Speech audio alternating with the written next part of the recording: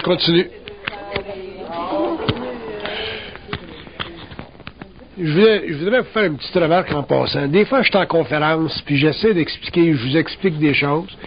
Puis souvent, c'est des principes que je donne. Puis,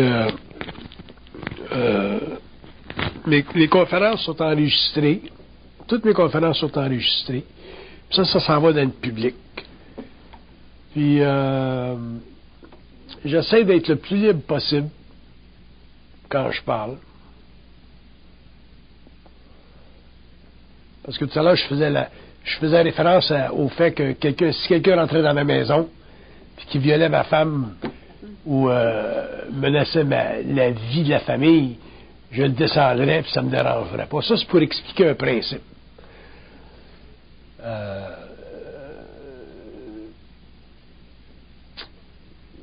Je sais pas comment les gens perçoivent, comment est-ce que les gens peuvent percevoir dans une cassette à l'extérieur, comment est-ce qu'ils peuvent percevoir mes paroles. Mais moi, il faut que je me donne une liberté quand je parle. Puis quand je parle toujours par rapport à des principes. Je parle pas par rapport nécessairement à des expériences qui vont pas m'arriver.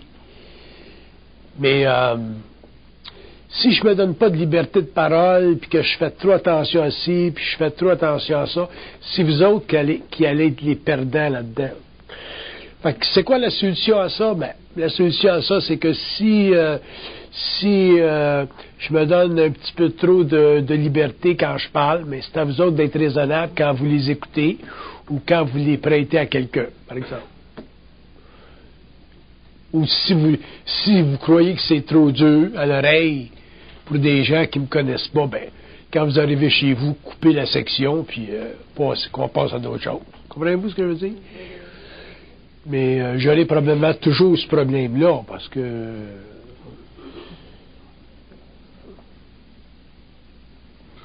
quand on explique le principe d'une chose, on ne s'occupe pas tellement de la forme. Ça ne veut pas dire que si quelqu'un vient chez nous, je vais le tirer. Mais ça veut dire que si quelqu'un vient chez nous, il chante, il risque. Fait que je viens de la neutraliser, cette vibration. Alors, on retourne à l'affaire de... Oui.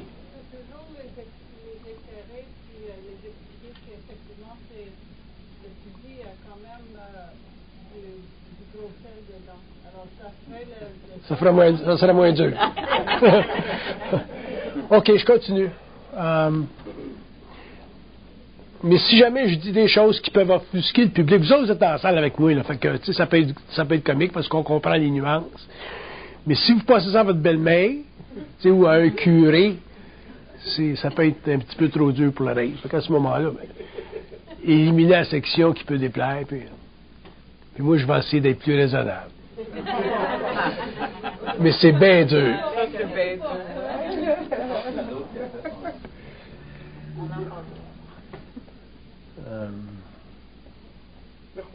C'est pour ça, d'ailleurs, que j'ai des conférences que je garde totalement privées pour avoir la liberté de parler comme je veux. Mais là, je suis rendu dans le public depuis longtemps, je donne des conférences publiques depuis longtemps pour permettre au public de réellement de s'approcher de ça, pas que le public soit pénalisé. Puis en même temps, il faut que je fasse attention. Puis en même temps, il faut que je parle. T'sais. Fait que c'est délicat. Non! C'est pas tellement que je suis en train de me questionner, mais je suis en train de laisser savoir aux gens dans la deuxième cachette, dans deuxième cassette, pour les avertir que la première cassette est correcte. OK, je continue.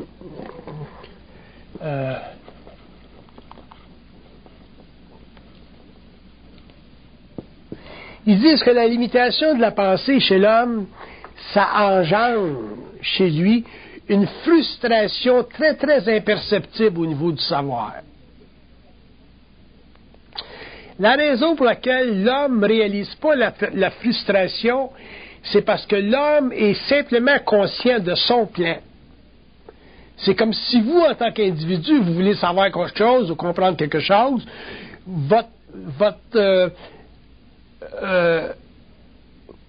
votre incapacité de savoir ou de comprendre ou d'étendre votre connaissance au-delà du rationnel est toujours due à votre personne en tant que référent. Tandis que quand on est conscient des plans, à ce moment-là, la limitation qu'on peut avoir au niveau du savoir, elle est due au refus des plans de nous éclairer. C'est pas parce qu'on a contact avec les plans que les plans vont nécessairement répondre à toutes nos questions. Parce qu'il y a un facteur de curiosité qui peut endommager la conscience humaine.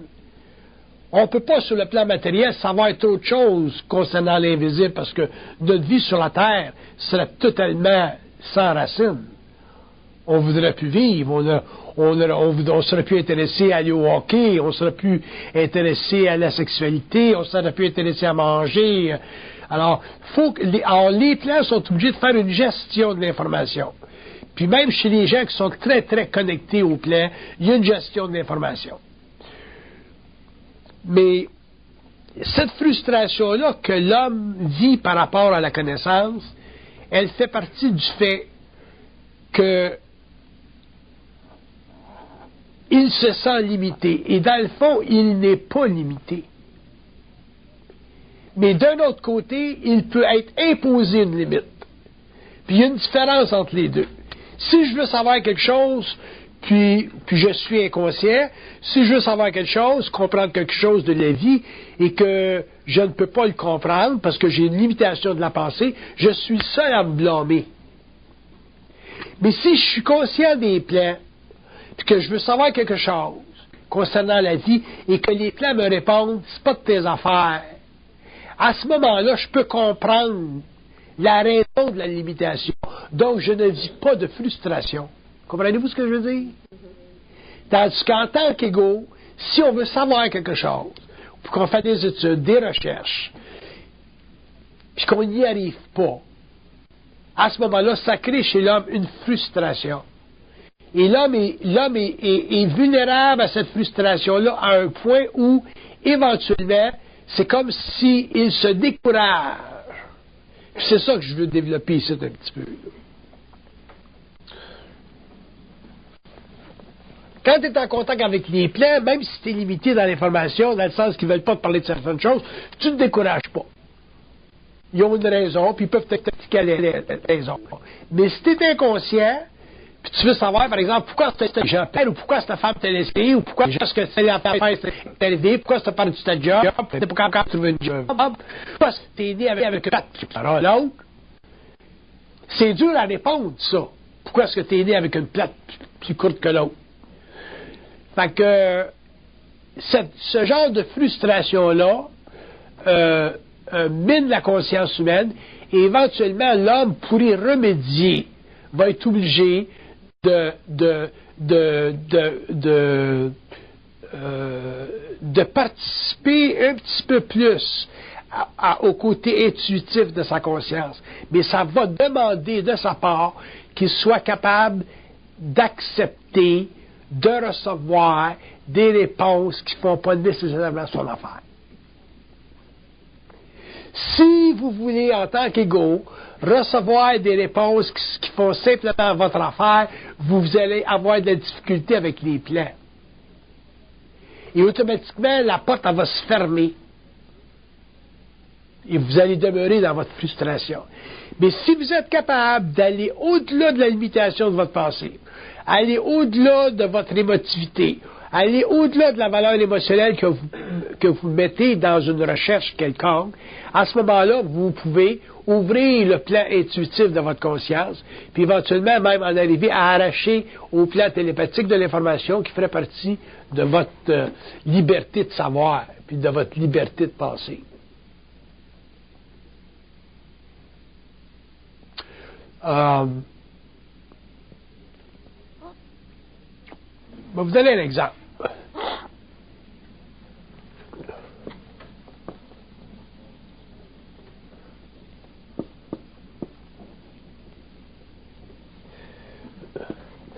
Supposons que vous allez voir un voyant, puis vous dites au voyant, qu'est-ce que je faisais dans mon autre vie?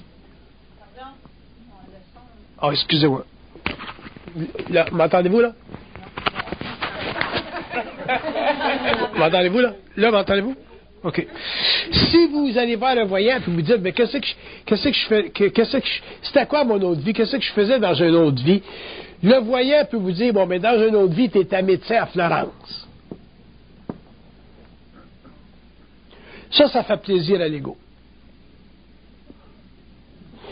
Mais si tu vas sur le plan mental, puis tu dis, bon, ben, qu'est-ce que je faisais dans une autre vie? Ils peuvent très bien te dire, c'est pas de tes affaires. C'est quoi la meilleure réponse? C'est pas de tes affaires. Parce que la réponse que tu étais médecin à Florence, ça peut être très astralisé, ça. Ça fait partie de ta conscience astrale, puis tu ne pourras jamais vérifier ça.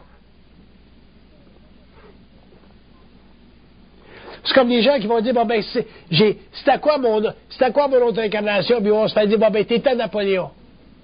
Mais ils vont jamais accepter de se faire dire, t'étais un petit nègre en Afrique. L'ego, lui, il veut toujours se faire plaisir. Alors, pour neutraliser cette frustration-là, les plans vont dire, bon, ben, c'est pas important ce que tu faisais dans une autre vie.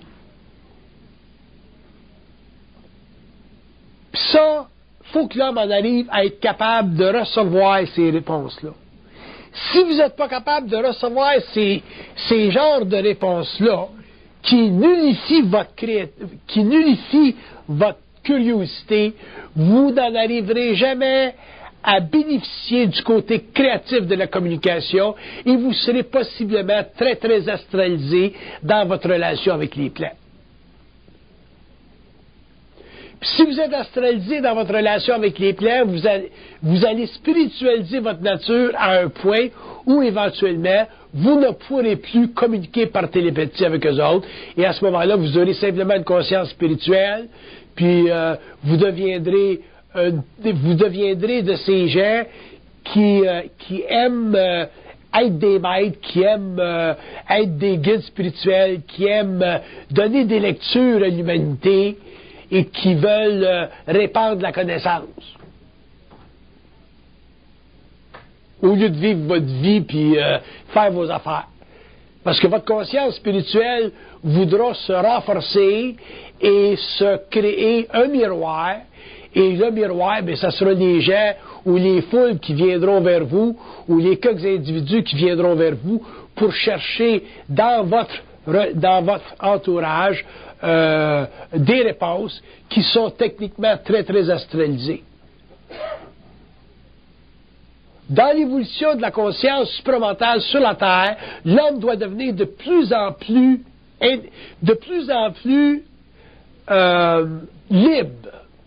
Et quand je dis libre, je veux dire qu'il ne doit pas y avoir au-dessus de lui de maîtres. L'homme doit être son propre maître.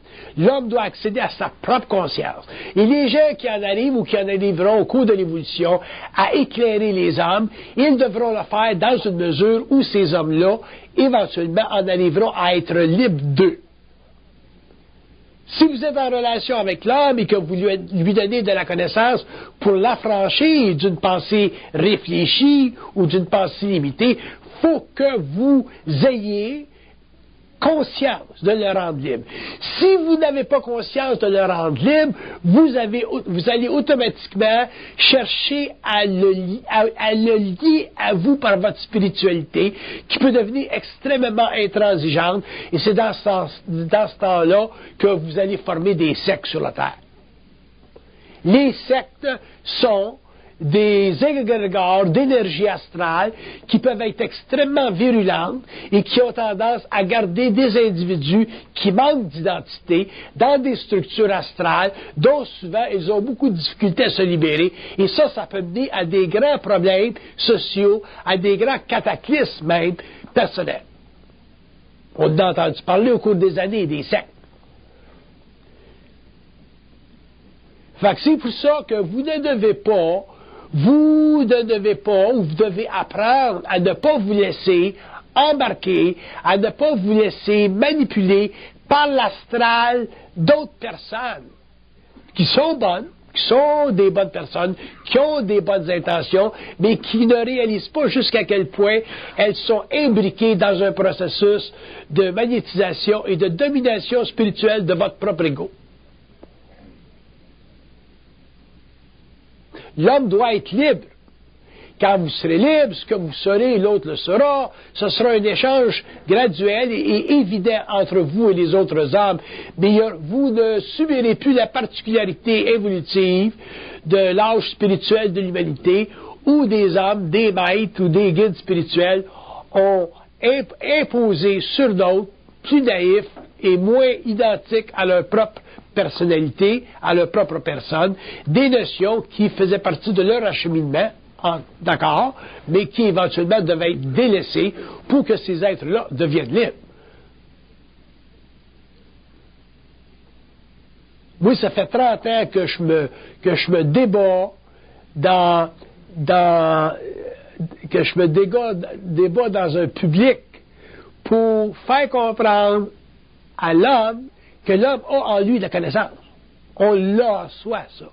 Ce qu'on a besoin, c'est les moyens pour la faire sortir, pour la faire jaillir, cette connaissance-là. Mais il faut absolument que les gens qui sont tributaires d'une certaine conscience créative, d'une certaine identité interne puissante, soient capables de réellement libérer les individus avec lesquels ils viennent en contact. Sinon, on va finir par créer des sectes puis des religions au cours des générations et des siècles qui vont venir. Et ça, il faut que ça soit mis à terme un jour, il faut que ça soit arrêté, parce que l'homme doit arriver éventuellement à avoir une pensée libre.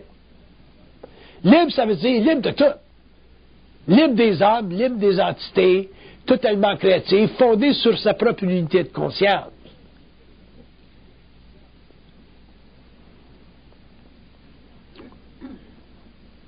Je comprends que des gens, des hommes, viennent vivre un acheminement pour en arriver à une certaine conscientisation, mais un jour, il faut que ça arrête. Un jour, il faut que l'homme devienne indépendant de tout. Indépendant de ceux qui semblent savoir, indépendant de ceux qui semblent avoir de la voyance, indépendant des plans. Il faut que l'homme soit indépendant intégralement. Pour que l'homme soit indépendant intégralement, il faut qu'il en arrive à pouvoir se méfier de tout. Ça veut dire quoi? Se méfier de tout, ça veut dire quoi? Se méfier de nous autres en premier, ils disent. Si vous n'êtes pas capable de vous méfier des autres, vous ne serez jamais capable de vous méfier de l'homme. Si vous êtes capable de vous méfier des plans, c'est-à-dire, comme je disais au cours des années, en arriver à ne pas croire, ce qui est une grosse job pour bien du monde, vous n'en arriverez jamais à vous méfier de l'homme. Et quand je dis se méfier de l'homme, je ne le dis pas dans un sens négatif.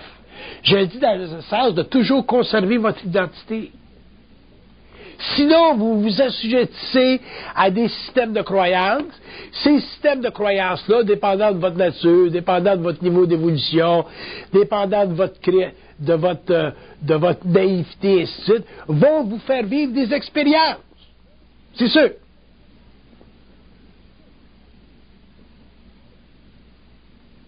Et l'homme doit être libre. Que ça prenne un certain temps pour en arriver à comprendre ça, je suis d'accord, pas de problème. Mais c'est important que quelqu'un vous le dise, vous le fasse réaliser, pour qu'un jour vous puissiez dire, quand vous verrez des abus au niveau des mécanismes de connexion entre vous et d'autres, que, ouais, finalement, c'est ça qu'il voulait dire. Il faut que quelqu'un vous le dise, que l'homme, sur le plan matériel, je parle de l'homme conscient, l'homme conscient ne doit pas avoir de maître à aucun niveau. Et quand l'homme n'aura plus de maître à aucun niveau, l'homme aura automatiquement une conscience très créative, pourra engendrer sa propre conscience créative, et à ce moment-là, l'échange entre les hommes sera très, très facile, très intéressant, et ainsi de suite. Mais il n'y aura plus de domination astrale. Parce que c'est la domination astrale qui a créé l'évolution, qui a créé les églises, qui a créé les religions, qui a créé les sectes. Et l'homme doit être libre de tout ça. Il doit être capable de supporter par lui-même en relation avec une pensée libérée du connu, ce qu'il sait. Parce qu'une fois que tu as accès à ce que tu sais, ou que tu as accès à ta conscience mentale, tu n'as plus besoin de faire ça. C'est ça la pensée créative. Mais si vous ne faites pas attention, puis vous ne protégez pas vos arrières, parce que j'entends parler un petit peu à gauche et à droite, dans la province de Québec, des groupes ici, des groupes là, des groupes ci, des groupes là. Puis c'est plein de groupes qui se créent parce que les gens évoluent, les gens se spiritualisent. Et ça, c'est bien. Il n'y a pas de problème.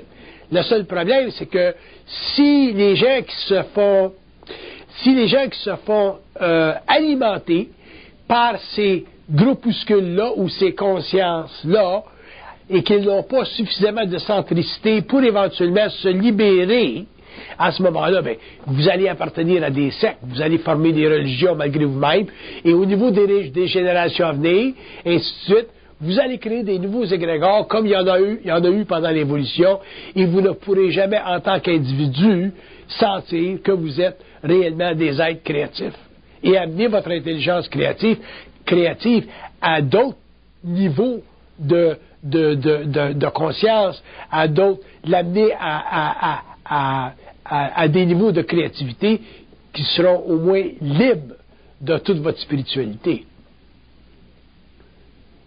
C'est très fort, là. C'est la conscience spirituelle, occulte, ésotérique, c'est très fort chez l'homme parce que c'est neuf. On ne connaît pas le mensonge, on ne connaît pas les illusions, et ainsi de suite. On ne sait pas jusqu'à quel point on est manipulable, on ne sait pas jusqu'à quel point on est magnétisable. Puis il y a des gens qui ont des belles paroles, il y a des gens qui peuvent t'embarquer dans un processus de spiritualisation, et ainsi de suite. Puis c'est très, très bien fait, c'est bien dit. Et l'homme en général, les gens en général n'ont pas la force interne, la puissance interne, l'identité intérieure pour refuser de participer à la construction de ces égrégores astraux-là. Parce que vous ne les voyez même pas. Fait qu'il faut que quelqu'un dans le monde vous le dise que l'homme, éventuellement, doit être libre de tout le monde. Sinon, ben, vous allez simplement continuer à participer à des niveaux plus subtils, plus nuancés, au même mal qu'on a eu pendant l'évolution, et vous n'en arriverez jamais à être libre. Quand quelqu'un vous dit quelque chose, vous êtes supposé savoir par vous-même si c'est ça. Si vous n'êtes pas capable de savoir par vous-même si c'est ça, à ce moment-là, vous êtes forcé de l'accepter à cause des mécanismes subjectifs de votre conscience réfléchie. À ce moment-là, sans le réaliser, vous êtes magnétisé. Fait que t'es magnétisé un petit peu plus, magnétisé un petit peu plus, magnétisé un petit peu plus. Il y a une femme qui vient me voir un jour et qui me dit, M. Bernard, elle dit, depuis que je fais du yoga, je suis toute croche.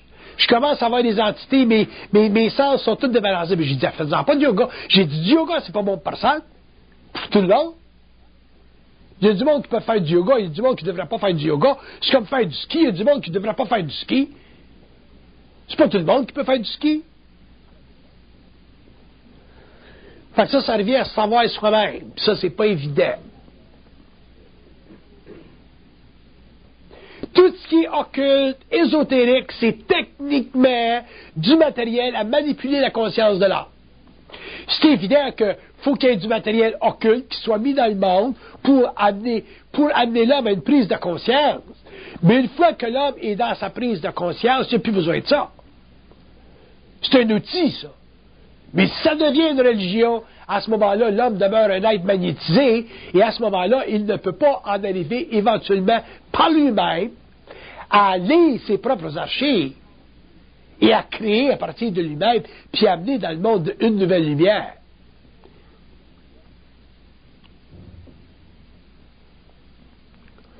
Il y en a un qui m'a envoyé un email me disant qu'il veut utiliser la genèse du réel pour donner des cours.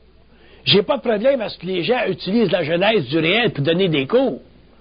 Mais assurez-vous que si vous utilisez la genèse du réel pour donner des cours, que vous ne colorez pas la genèse du réel. Parce que si vous colorez la genèse du réel, vous allez changer les vibrations de certaines personnes et vous allez devenir techniquement dangereux.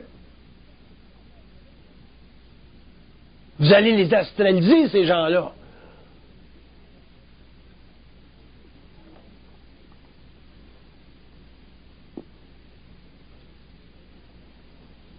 Il ne s'agit pas de prendre les œuvres qui sont écrites ou les œuvres qui vont être écrites, puis vouloir répandre ça dans le monde.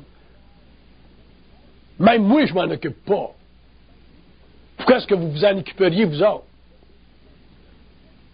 Occupez-vous de travailler, vous vous occupez de vos enfants, faites vos jobs. Au lieu de vouloir répandre cette chose-là dans le monde, puis d'ailleurs, vous allez le répandre d'une façon toute croche, ça va sortir toute croche. Fait que cette personne-là qui est très, très spirituelle, ben, elle ne va pas aider personne.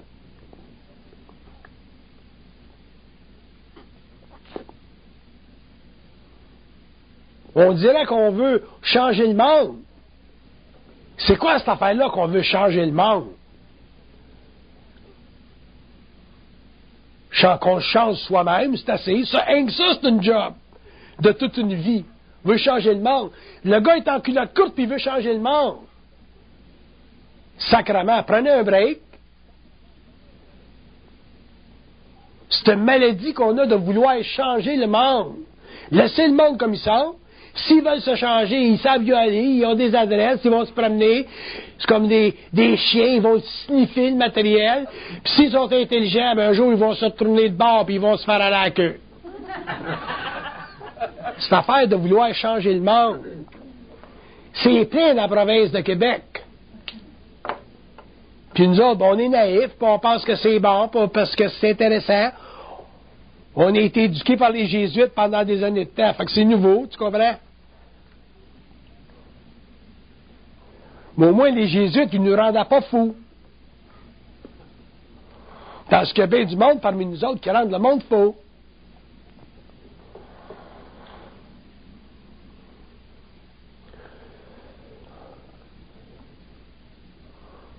Ça prend beaucoup de maturité pour parler au monde. Et changer leur vibration. Élever leur vibration. Puis pendant que tu fais ça, les garder à distance de toi, parce que le monde, il veut toujours rentrer dans ton orbite.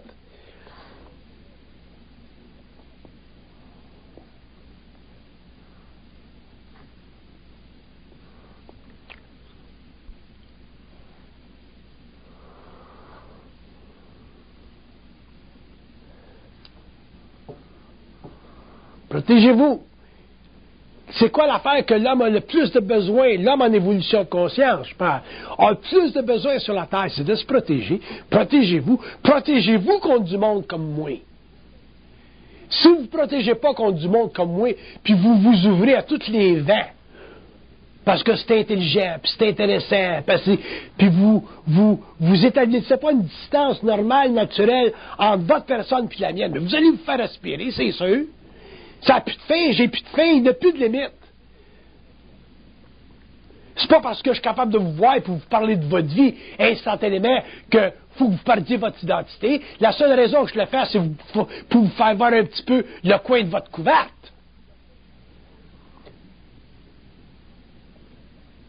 Mais si vous commencez, si vous prenez trop sérieux le lien entre vous et des gens comme moi, à ce moment-là, vous allez perdre votre identité.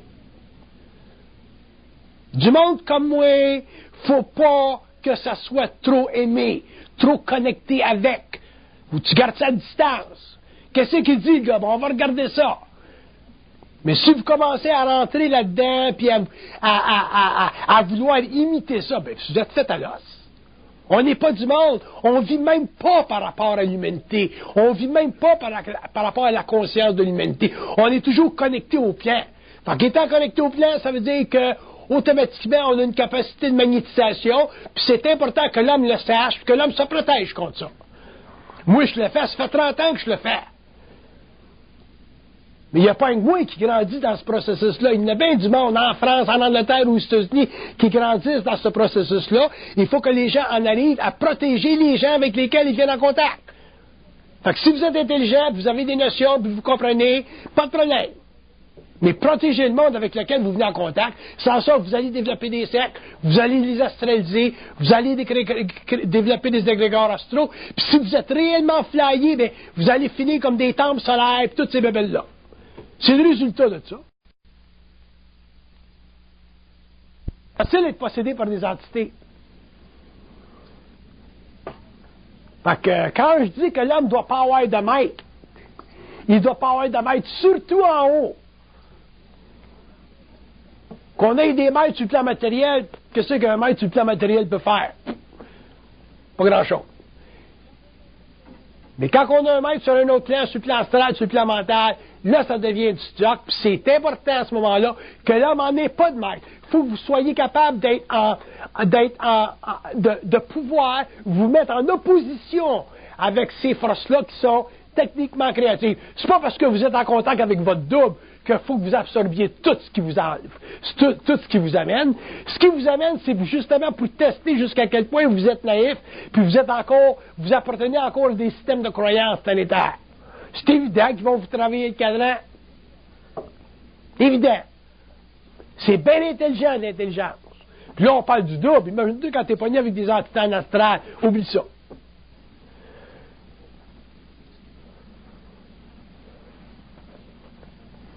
On est fasciné par la connaissance, je comprends. On est fasciné par la connaissance parce qu'on a été trop retenu pendant des siècles puis des siècles. Parce qu'on a été trop dominé par des architectures astrales. Je le comprends. Mais à partir du moment où l'homme commence à rentrer dans ce que j'appelle l'occulte, autrement dit, les contours indéfinis du réel, c'est ça l'occulte. À ce moment-là, faut qu'il prenne ça mollo. Puis n'utilisez pas la curiosité pour vous faire avancer. La curiosité, ça va être vous mettre dans la merde.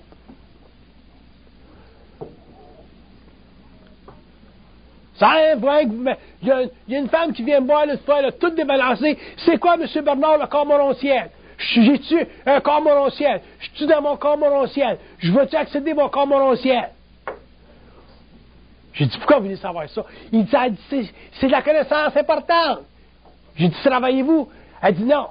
J'ai dit, vous marier? Elle dit non. J'ai dit, qu'est-ce que vous faites? Elle dit, je fais rien. J'ai dit, là, j'ai dit, vous avez un crise de gros problème. Oubliez le corps morontiel, puis trouvez-vous une job comme waitress au plus sacré. Corps morontiel, mon cul. Crise de curiosité, c'est la vraie maladie. Puis après ça, vous allez avoir du monde qui vont vous expliquer le corps morontiel, ils vont vous donner des coups sur le corps morontiel. L'angularité du corps astral, puis les degrés du corps astral, puis la fluctuation du corps astral. Quand est-ce que vous allez apprendre, une fois pour toutes, que la connaissance, c'est de l'illusion? C'est la vibration qui est réelle. La connaissance, c'est de l'illusion. Je peux vous dire n'importe quoi, moi. Il y en a combien dans la salle? Je ne sais pas, peut-être une cinquantaine, 80. Si vous me demandez chacun de vous autres, qu'est-ce que c'est Dieu? Je vais tous vous donner des réponses différentes. C'est intelligent comme ça, de l'intelligence. La forme, c'est totalement manipulable. Fait que quand vous allez comprendre ça, vous allez arrêter de vous faire chier par le monde qui ont de la connaissance. Fait qu'à ce moment-là, qu'est-ce qui va arriver? Vous allez commencer à réaliser que vous êtes capable d'être intelligent tout seul. Vous allez commencer à réaliser que vous n'avez pas besoin de personne. Vous allez commencer à réaliser, à vous renforcer au niveau de la polarité de votre conscience, puis de pouvoir finalement en arriver à passer le grand mur de votre conscience personnelle pour en arriver finalement à faire le contact avec votre propre identité. Mais si vous êtes toujours après lécher les miettes de la connaissance à la table de gens qui sont totalement astralisés, mais vous êtes fait à l'os. Vous êtes fait à l'os. Des sociétés secrètes, ça existe depuis des siècles. Il y en a plein en Europe, il y en a plein aux États-Unis, il y en a plein au Québec. C'est pas des sociétés secrètes, puis des sociétés occultes, puis des sociétés ésotériques qui vont vous donner la conscience. La conscience, c'est un travail qui se fait à partir des plans sur votre conscience personnelle, puis c'est entre vous puis votre source, ça. Il y a des lois, il y a des principes de base qui sont donnés à l'homme aujourd'hui au 20e siècle, que la pensée vient d'ailleurs. Ça, c'est des lois fondamentales. Rien que ça, c'est assez pour te donner de la conscience. Tu n'as pas besoin d'autre chose. Si tu sais que la pensée vient d'ailleurs, puis tu réalises que la pensée vient d'ailleurs, puis tu commences à regarder ça quand tu vis des pensées totalement subjectives, puis connes dans ta tête, tu sais que ça vient d'ailleurs, fait que tu t'en fais pas, fait que là tu commences à rentrer dans le mystère de ta propre personne. C'est que ça que l'homme a besoin, de savoir que la pensée vient d'ailleurs. Toute la genèse du réel, de 900 pages, c'est quoi? Ça se résout à quoi? Ça se résout que la pensée vient d'ailleurs. Le reste, c'est tout du bullshit. C'est du remplissage. Je n'étais pas vous vendre un livre, puis écrit sur la page blanche, la pensée vient d'ailleurs. Donc, je vous en ai écrit en masse.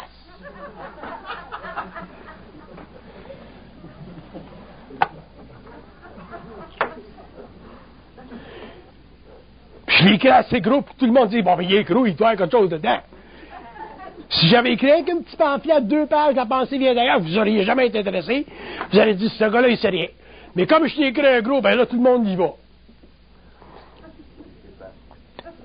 Il est épais. Le livre, pas moi. Ben, c'est une façon de parler, tout ça. Respectez vos identités. Respectez vos identités. Surtout le monde parmi vous autres là, qui sont sensibles. Là. Qui sont sensibles, qui s'intéressent, qui veulent évoluer. C'est ceux qui veulent évoluer qui doivent faire attention. J'ai rien contre le fait que l'homme veuille évoluer. Mais que l'homme se protège en même temps.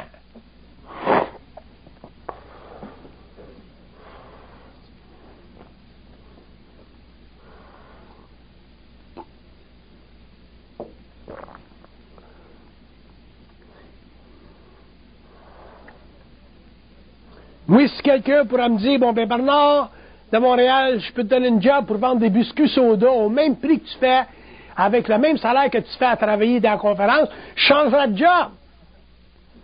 Je serais content de vendre des biscuits soda, parce qu'au moins, j'aurais plus de la responsabilité de ceux avec qui je parle. Fait que, protégez-vous.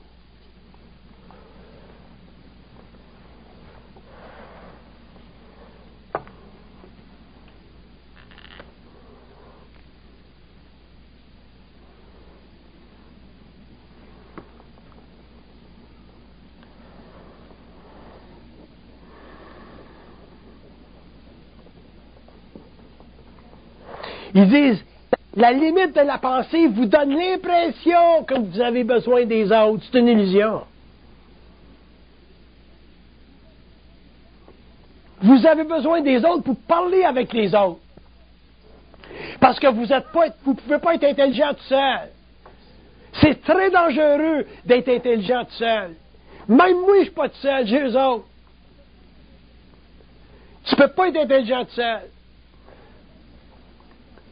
Quand l'homme est en communication avec l'homme, à ce moment-là, l'autre peut dire, oui, ce que tu dis là, c'est intéressant, mais si tu es intelligent tout seul, tu es fait à l'os. C'est très dangereux d'être intelligent tout seul. Surtout quand on rentre dans le culte. Ou des choses non dites.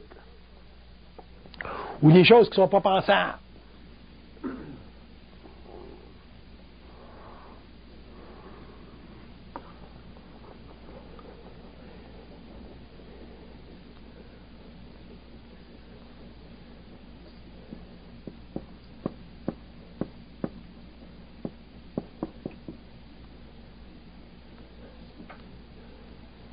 Il dit, habituez-vous à supporter ce que vous savez. Même si vous n'en savez pas gros, le petit peu que vous savez, puis ça grandit, puis ça grandit, puis ça grandit. Il dit, aussitôt que quelqu'un vous domine par la connaissance, vous êtes supposé de le laisser. Quand quelqu'un vous domine par la connaissance, il faut que tu laisses ça. Ça veut dire que déjà, vous commencez à avoir clair. Si vous ne voyez pas que quelqu'un vous domine par la connaissance, à ce moment-là, vous allez être obligé de rester là, vous n'avez pas de choix. Mais aussitôt que vous commencez à voir que quelqu'un vous domine par la connaissance, il faut que vous lâchez ça. Vous êtes rendu à une autre étape. Tu ne restes pas là, tu pars, tu changes. Vous avez besoin bien plus d'échanger dans le monde que d'être dominé par des individus.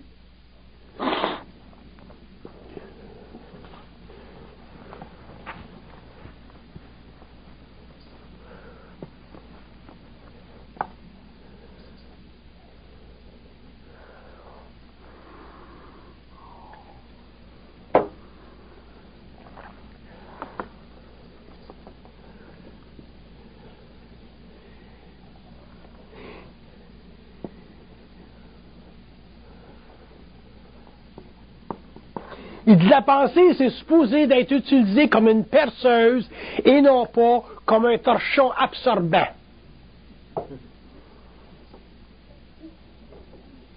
Je parle-tu dans le vide quand je parle, moi, vous comprenez un petit peu ce que je dis? La pensée, c'est supposé d'être utilisée comme une perceuse et non pas comme un torchon absorbant. Si moi, je me fais dire dans ta tête, Bernard, t'es un sans dessin, je suis supposé d'utiliser la pensée comme une perceuse. Ça veut dire que je vais dire, qu'est-ce que tu veux dire, je suis sans dessin? Puis ça va me répondre, on faisait une joke. Ah, j'ai d'éliminer toute la réflexion subjective de la pensée. Mais si j'utilise la pensée comme un torchon absorbant, puis je me fais dire dans ma tête, ben Bernard, t'es un sans dessin, je vais y croire. Puis tu te fais dire ça pendant 10 ans, 15 ans, 20 ans, 30 ans, 50 ans. Si tu grandis à 50 ans, là, t'es réellement un torchon.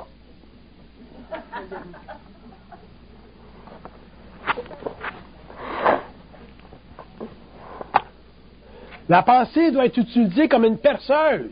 Vous ne pouvez pas vous permettre d'avoir des pensées qui vous rentrent dans le cerveau, autrement dit, des entités qui utilisent votre terrain psychique, parce que le psychisme, c'est un espace, ça, qui utilise votre espace, puis qui peuvent mettre n'importe quoi, vous écrire n'importe quoi sur le mur, puis vous autres, vous lisez ça, là, puis vous partez avec ça. C'est abominable. C'est ça l'évolution.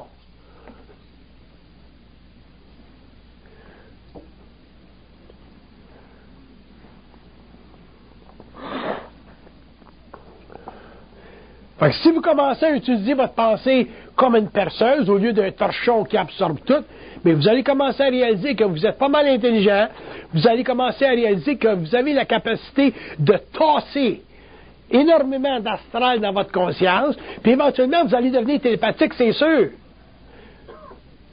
Parce que si les gens vont dire, ben c'est quoi la télépathie? La télépathie, c'est simplement le passage du plan astral au plan mental. L'homme va passer du plan astral au plan mental.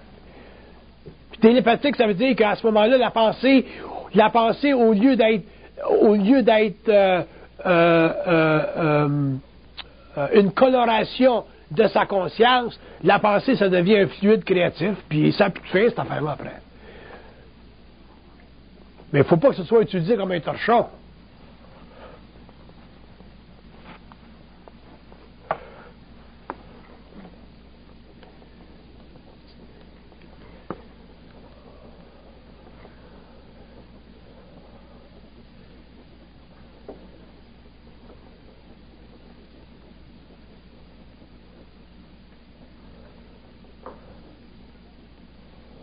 Il dit, la limite de la pensée, il dit, nous empêche sur les plans de vous faire voir combien vous êtes intelligent, combien l'homme est intelligent.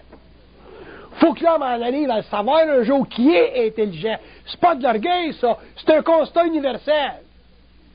Mais il sait que l'intelligence vient pas de lui. Fait qu'il n'y en a pas d'orgueil. Faut que l'homme en arrive à savoir un jour qui est intelligent. Sans ça, il est pris dans la limite de la pensée.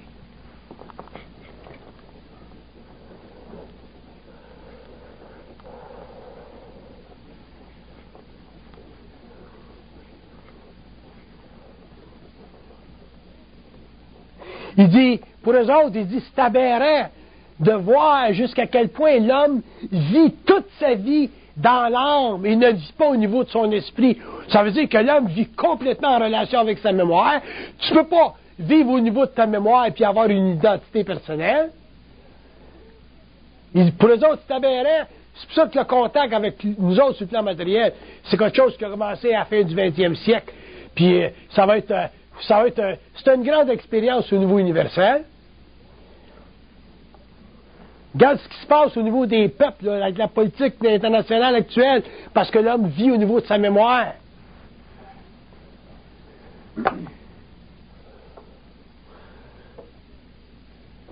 Les Juifs qui sont pris à se taper en tête contre le mur à Jérusalem, puis les Arabes qui sont toujours sur le tapis, tu sais. Faut que ça arrête un jour, ces affaires-là.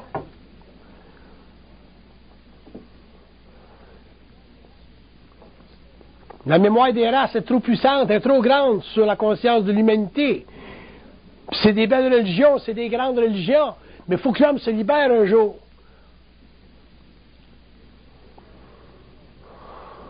Autant les religions sont nécessaires, puis ont été nécessaires, autant l'homme, au cours de son développement, va en arriver à s'en libérer. Ça, c'est évident. Sans ça, il n'y aura jamais accès à une pensée libre.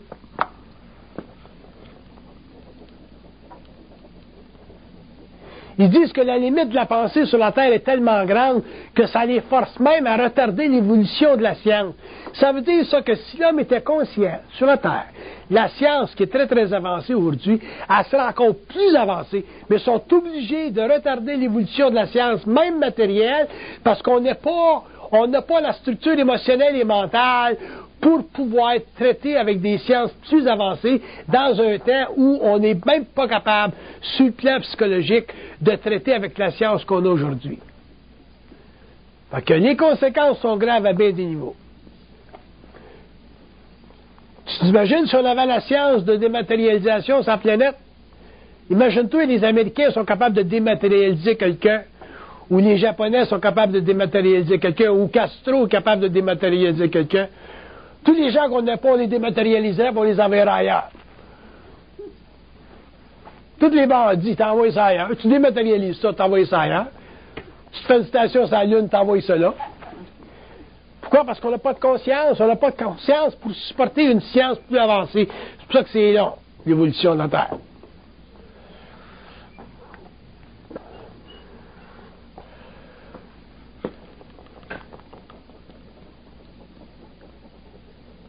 Puis ils disent que la limite de la pensée est due au fait, même si vous ne le réalisez pas, est due au fait que l'homme...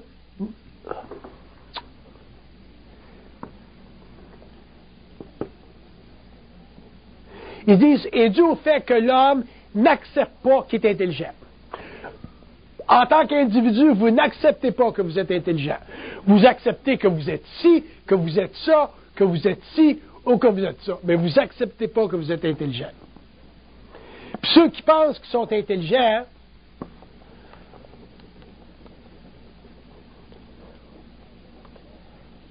puis il dit, ceux qui sont intelligents, il dit, n'acceptent pas qu'ils ne le sont pas. Ils acceptent rien qu'ils le sont. C'est le même problème à l'envers. Fait que si tu n'acceptes pas que tu es intelligent, tu as un problème, puis si tu acceptes que tu l'es, tu as un autre problème. Parce que dans les deux cas, c'est de la réflexion. Fait que si tu acceptes bien gros que tu es intelligent, puis tu te penses intelligent, à ce moment-là, ben, tu vas dominer par ton intelligence. Puis si tu n'acceptes pas que tu es intelligent, ben, tu vas être soumis aux autres, parce que tu ne te sens pas dans ton intelligence. Fait que tu as un problème des deux bords.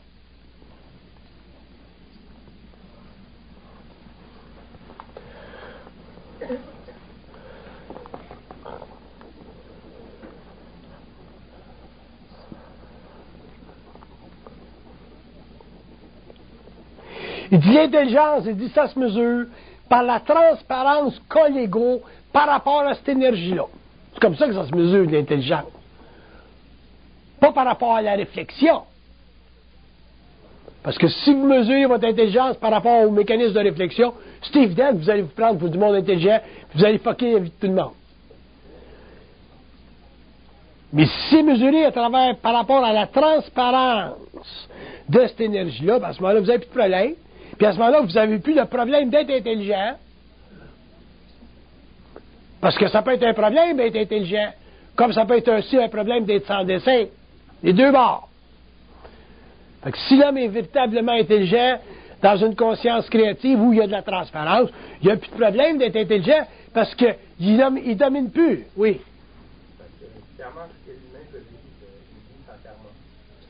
L'homme vit une vie sans karma quand il arrive éventuellement à se libérer de la réflexion de l'intelligence dans son ego. Il vit sans karma. C'est-à-dire qu'il ne vit plus au niveau de l'âme, il vit au niveau de l'esprit. Le karma, c'est simplement les liens, ça, entre le plan de la mort et l'âme incarnée. Quand tu vis dans ton esprit, bien, ces liens-là sont brisés par le fait même que tu vis dans ton esprit, autrement dit, tu vis dans ta lumière, dans ton conscience mentale. Est-ce que la programmation existe quand même quand c'est plus karma?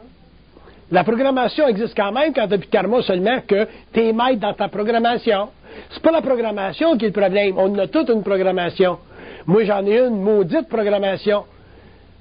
T'sais? Moi, j'ai le Pluton dans le soleil pendant 30 ans. Vous autres, vous avez le Pluton dans votre signe une fois de temps en temps. Moi, je le lis depuis que je suis venu au monde, le Pluton dans le soleil. Je vais mourir avec. Tous les astrologues me le disent. Tu vas mourir avec Pluton dans le soleil. L'opposition dans mon signe. C'est abominable des programmations comme ça. Mais, t'en arrives éventuellement à les intégrer. Et moi, j'ai besoin d'une programmation comme ça parce que je suis obligé de vivre le maximum d'opposition pour détruire le maximum d'opposition, pour être de manière maximale libéré au niveau du mental, pour faire le travail que je fais.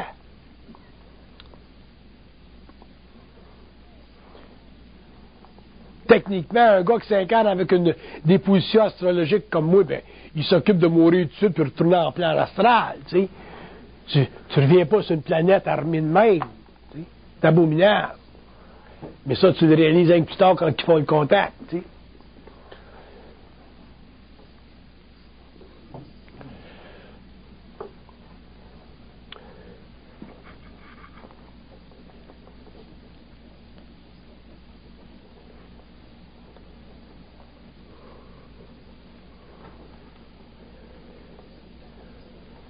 Puis ils disent une des raisons pour laquelle vous avez de la difficulté au niveau de la limite de la pensée, il dit que c'est que vous avez été habitué depuis que vous êtes jeune à percevoir votre pensée puis à la mesurer en fonction des autres pensées dans le monde.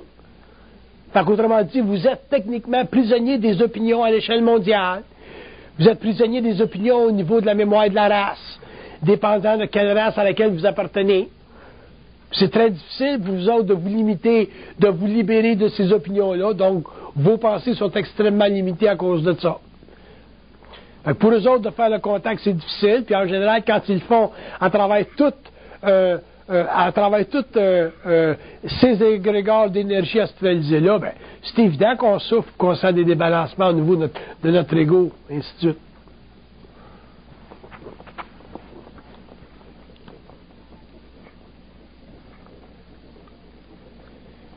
Ils disent la limite de la pensée est toujours due à un niveau quelconque de réflexion. Elle n'est jamais due à la connaissance elle-même. Moi, je peux même pas m'imaginer pas savoir. Pour moi, c'est aussi aberrant pas savoir que pour vous autres, ça l'est de savoir. Fait que ça vous donne une idée jusqu'à quel point l'homme peut changer dans son évolution.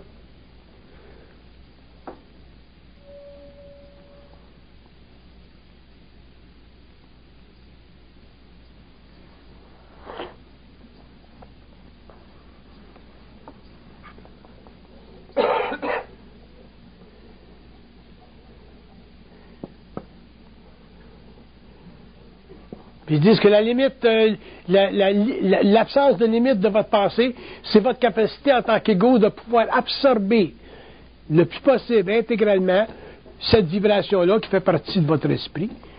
Si vous n'avez pas peur de ce que vous savez, si vous n'êtes pas naïf dans ce que vous recevez, si vous protégez contre ce que vous recevez, si vous utilisez la pensée comme une drill, au lieu d'utiliser comme un torchon, mais vous allez rentrer puis vous allez voir que vous êtes pas mal intelligent, que vous comprenez des choses, que vous savez des choses.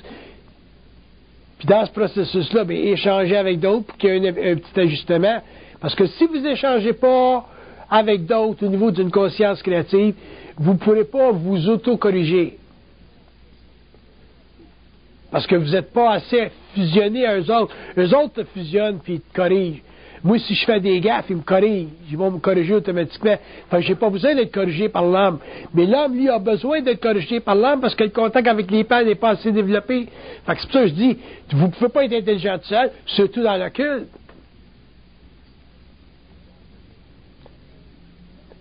Des sciences réfléchies qui font partie de l'expérience humanité, oui. Mais dans les sciences occultes, dans les sciences de l'invisible, vous ne pouvez pas vous permettre d'être intelligent tout seul. Fait que vous avez besoin d'un partenaire avec qui parler. Un partenaire qui est capable de regarder, vous mesurer, puis vous ajuster. Fait qu'avec le temps, bien, vous allez arriver à avoir des belles intelligences. Vous allez pouvoir aller plus loin dans le processus créatif, puis dans la lecture des archives, puis au moins, ben, vous ne tomberez pas dans le panneau de la domination, puis dans les illusions de la spiritualité, que je déteste. Je pense que c'est ma plus grande... La spiritualité, c'est ce que j'haïs le plus sur la Terre. Ça fait partie de l'évolution, c'est nécessaire, ça fait partie du développement de la conscience animale de l'homme, mais à un certain moment donné, il faut que ça arrête, puis que l'homme passe une conscience mentale, une conscience intelligente. Sans ça, on va être des niaiseux forever.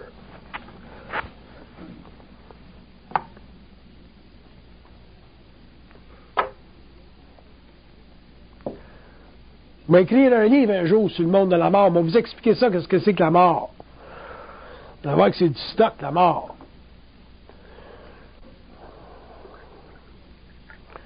Faut qu'on sache ce que c'est ces mondes-là. Ça nous affecte directement. T'attends pas de mourir pour savoir qu'est-ce que c'est la mort.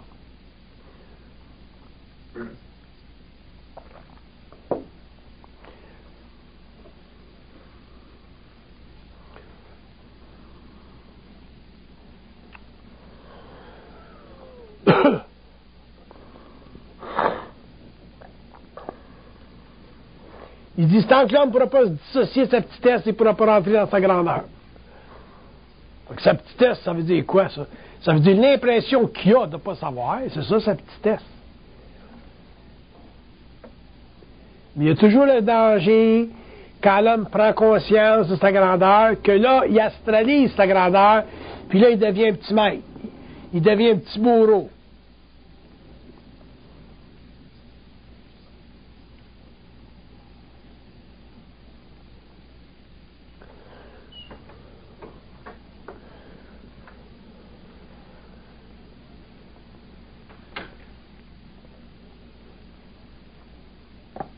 Le gars, il va donner des conférences avec la genèse du réel. Qu'est-ce qu'il va dire? Même moi, je ne la comprends pas.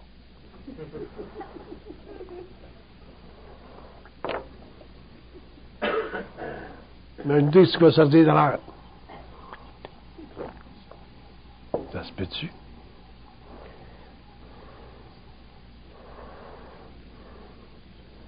Moi, je la regarde, des fois, je l'ouvre, je dis, c'est moi qui ai écrit ça? C'est moi qui ai écrit ça?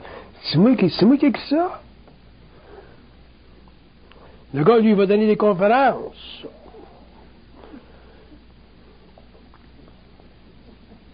Puis nous autres, on va y aller. Sacre. C'est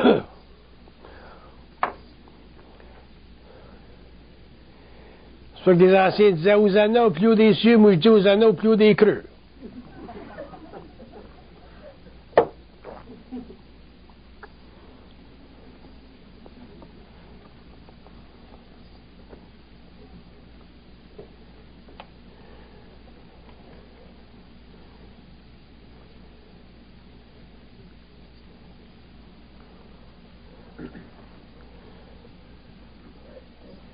J'essaie de vous faire voir quelque chose.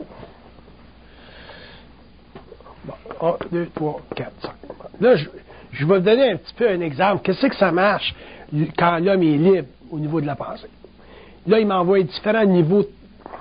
Il me donne différents niveaux. Ils vont me donner différents niveaux de conversation que je pourrais vous communiquer. Puis moi, je vais choisir lequel je veux. Écoute bien ça. Le niveau qu'il me donne ici, c'est que ça commence la pensée, c'est OK? L'autre niveau, c'est dans la mesure où. L'autre niveau, c'est si on voulait que. L'autre niveau, c'est je pense que. L'autre niveau, c'est je m'en fous. Ça, c'est différents niveaux. Ça, c'est avec la vibration. C'est quoi ma job, moi? Ma job, moi, c'est de pouvoir utiliser la vibration puis l'amener à former quelque chose selon ma conscience. Fait que je prends m'en foutre.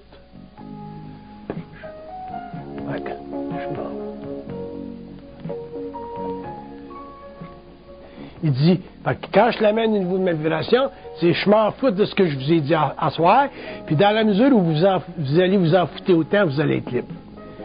Fait que tu prennes n'importe quoi, tu peux toujours le rendre créatif. C'est ça que je veux dire.